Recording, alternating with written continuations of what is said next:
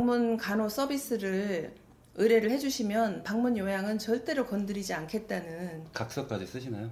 각서는 안 쓰죠. 네.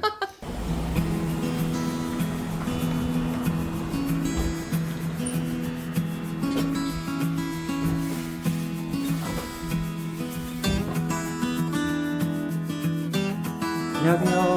안녕하세요. 오랜만에 뵙네요. 저는 23년 11월 1일 오픈한 연준 간호재가복지센터의 센터장 이양희 간호사입니다. 저랑 오픈 같이 하셨는데 현재 몇 분 정도 계실까요? 센터장님 그런 거 물어보면 섭한데. 저희는 지금 요양 한 5분 계시고요. 간호는 한 15분? 간호는 많으시네요. 최근에 조금 열심히 하니까 수급자 모집이 됐어요. 막상 창업하시면은 수급자 모집이 얼마나 어려운가요? 생각보다 상당히 어려운 부분 많다고 생각을 해요.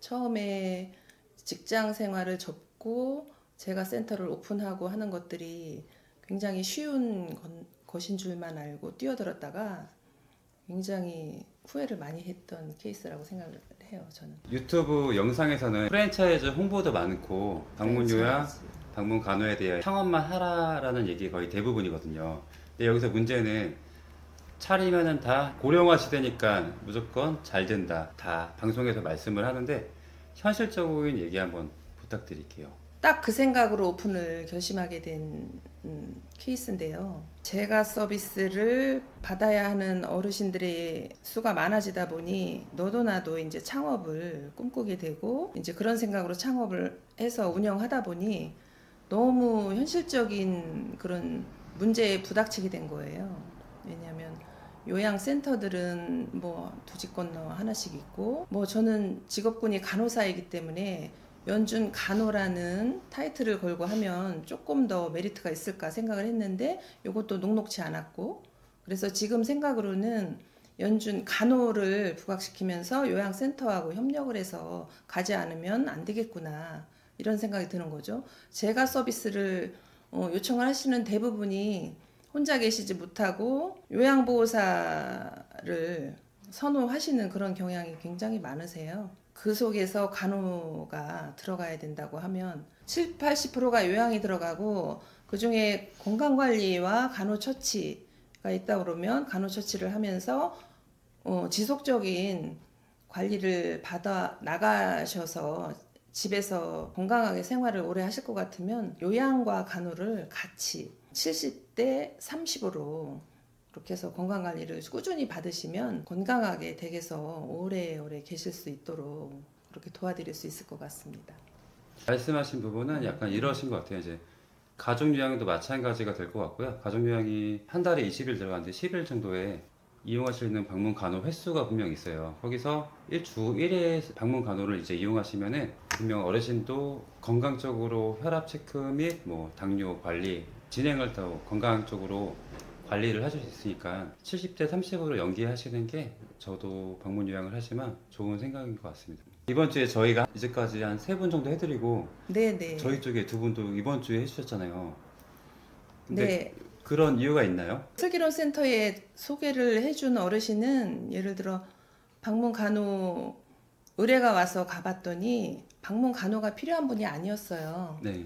일상생활이 안 되는데도 불구하고 건강하게 생활을 하시고 있는 부분이라서 하루 종일 혼자 계시는 부분을 요양보호사님이 같이 있어주는 것만으로도 요구도가 컸기 때문에 방문간호는 주 뭐 1회 정도 필요하긴 하지만 요양이 더 크다고 생각해서 보호자님한테 얘기를 했더니 방문간호는 조금 더 생각을 해보시고 요양을 해달라 이런 요구가 있으셔서 센터장님한테 연락을 드렸죠. 저희 같은 경우도 요양만 하다 보니까 간호가 필요하신 분들이 간혹 계세요. 근데 저번 주에 방문 드렸던 분인데 매일 병원 동행을 원하셔가지고 저도 한번 소개시켜드린 케이스가 방문 요양만 아시고 연락을 주셔도 방문 간호라는 게 있다라고 사람들이 모르고 계시는 보호자분들이 많으세요. 아, 맞아요.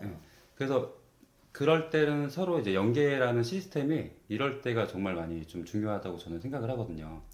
지역사회에서 방문 간호가 대중화됐다고 생각을 했었는데 네. 막상 뛰어들어 보니 방문 간호 자체를 모르시는 어르신들이 많고 네, 맞아요. 젊은 분들은 이제 인터넷을 통해서 많이 알고 멀리서 연락을 해오시는 분들도 간혹 계시긴 한데 모르시더라고요. 요즘에 근데 방문 간호가 가정 간호랑 많이 좀 겹치는 부분이 있잖아요.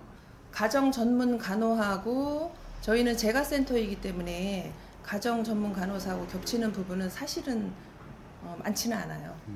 재택의료 시범 사업에서 서비스하는 그런 부분들하고는 겹치는 부분이 있긴 한데 상호 협조적인 관계로 저희가 필요할 때 의뢰를 해드리고 그쪽에서는 의뢰는 뭐 그렇게 하진 않지만 아무튼 저희는 재택의료 시범 사업에 도움을 받고 있는 편이긴 해요. 아, 오히려 받고 있는 편이신 거예요? 왜냐하면 자택에서 병원으로 이동할 수 없는 처지에 있는 사각지대에 계시는 분들이 많거든요. 네. 그런 분들을 재택의료 시범 사업 안내를 해드리면 자택으로 의사 선생님이 방문하시고 복지사님이랑 간호사님이 방문을 하시기 때문에 의사 소견서를 자택에서 발급 받으실 수 있고 방문 간호 지시서도 또한 그런 방법으로 저희가 발급 받을 수가 있으니까 저희는 도움을 받는다고 볼 수 있죠.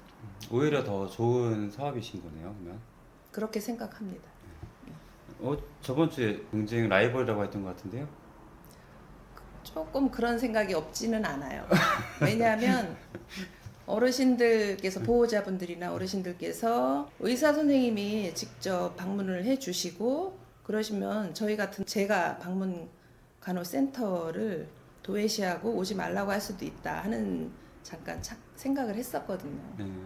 그런데 사실은 한 달에 뭐 의사 선생님이 한 번 방문해 주시면 너무 감사한 일이니까 그런 부분은 상호 협조하는 차원에서 제가 마음을 내려놨어요.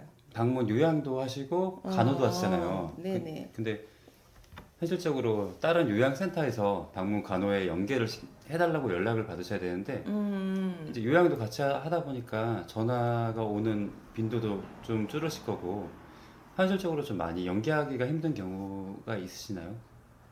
딱 맞는 말씀 해주셨어요. 네. 센터장님처럼 그렇게 열린 마음을 가지고 저한테 도움을 주시는 분들도 있는 반면에 요양까지 같이 한다고 하면 처음에 거부감을 먼저 나타내시는 요양센터장님들이 대부분이셨어요. 그렇죠. 네. 그래서 제가 방문 간호 서비스를 의뢰를 해주시면 방문 요양은 절대로 건드리지 않겠다는 문구를 만들어서 홍보물로 제작해서 다 갖다 드린 적도 있거든요. 각서까지 쓰시나요? 각서는 안 쓰죠. 네. 상도덕이니까요. 그렇죠. 네. 1년 4개월 전으로 돌아가시면은 창업하실 거예요? 더 잘할 수 있을 것 같아요. 하신다는 얘기예요? 제가 1년 전으로 다시 돌아간다고 하면 1년은 기초적인 공부를 차근차근 독서실에 가서라도 준비를 해가지고 다시 할 것 같습니다. 왜냐하면 아무것도 모르고 그냥 사무실만 얻어서 창업을 하면 될 줄 알고 했다가 지금 굉장히 고전을 면치는 못하고 마음고생하고 있는 거 생각하면 창업을 만약에 생각하고 계신다고 하면 기초 자료를 수집을 하고 사회복지법이랄지 노인복지법 공부를 해서 가장 기초적인 법 상식 이런 것들은 갖고서 시작을 하는 것이 운영하시는 데 있어서 굉장히 도움이 될 것 같습니다. 방문 요양 5분, 간호 15분 계시잖아요. 현실적으로 네. 지금 가져가시는 수익이 어떻게 되실까요? 저 방문 간호에서는 좀 수익이 왜냐면 인건비 비율이 지금 60.1%잖아요. 네. 방문 요양은 86.6%이고 이렇기 때문에 방문 요양은 거의 남는 게 없고 방문 간호에서 남는 거를 방문 요양으로 메꿔주고 있는 그런 상황이에요.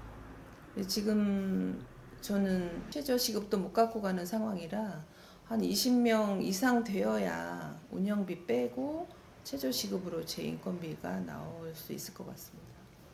현실적으로 오픈하고서 모집이 제일 힘드시죠?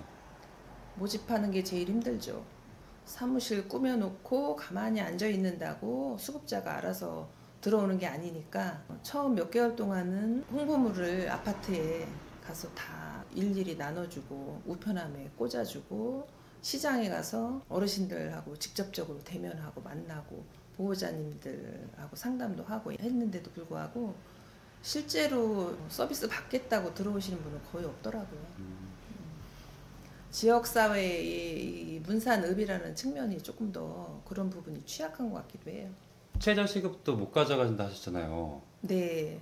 1년 4개월 동안 못 가져갔으면은 오픈을 하실 분들이 생각보다 많으세요. 그 분들 같은 경우는 오픈 비용은 작게 들지만 현실적으로 500, 1000만 원이 아니라 얼마 정도가 있어야 얼마 정도 버틸 수 있는 그 금액이 있어야 된다 생각하세요? 기본적인 것만 준비하면 되니까 그런 거는 사실 비용이 크게 든다고 볼 수 없고 주변에서 창업하기 전에도 사무실 하나만 있으면 된다. 컴퓨터 하나랑 그렇게만 얘기를 했었는데 실제로 창업을 하고 보니 거의 1년 동안은 수입이 없다고 생각을 하고 3, 4천은 있어야 그 마음의 부담 없이 열심히 홍보를 하면서 그 사업을 이끌어 나갈 수 있다라는 결론을 얻게 됐어요, 저는. 제 생각에는 좀 틀린 게 젊은 층에 뭐 30대, 40대가 오픈한다고 하면은 그 2배, 3배 정도가 이제 생활비도 포함이 되시니까 1억 정도 한 2년 1억 정도 이상은 있어야 오픈이 해도 좀 경제적인 부담이 없다라고 저는 생각을 하거든요. 아, 그러신가요? 제 생각은 그렇습니다. 여기 슬기로운 방문